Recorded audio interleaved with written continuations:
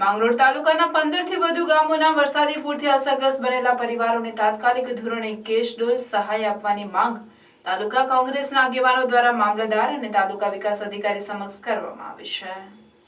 તાલુકાના કોંગ્રેસના આગેવાનો પ્રદેશ કોંગ્રેસ બક્ષીપંચ મોરચાના મહામંત્રી ઇરફાનભાઈ મકરાણી, તાલુકા કોંગ્રેસ સમિતિના પ્રમુખ શામજીભાઈ ચૌધરી, મહામંત્રી શાહબુદ્દીન મલિક, તાલુકા પંચાયત કોંગ્રેસ વિરોધ પક્ષના નેતા મોહનભાઈ કટારિયા સહિતના આગેવાનોએ તાલુકામાં પૂરમાં ફસાયેલા લોકોના જીવ બચાવનાર માંગરોળના મામલતદાર પાર્થ જયસ્વાલને રૂબરૂ મળી એક ફરજનિષ્ઠ અધિકારી તરીકે ફરેલી શ્રેષ્ઠ કામગીરીને બિરદાવી ધન્યવાદ આપ્યા। સાથે પૂર અસરગ્રસ્ત પરિવારોને વહેલામાં વહેલી તકે કેશ ડોલ સહાય આપવામાં આવે તેવી રજૂઆત કરી હતી। તેમજ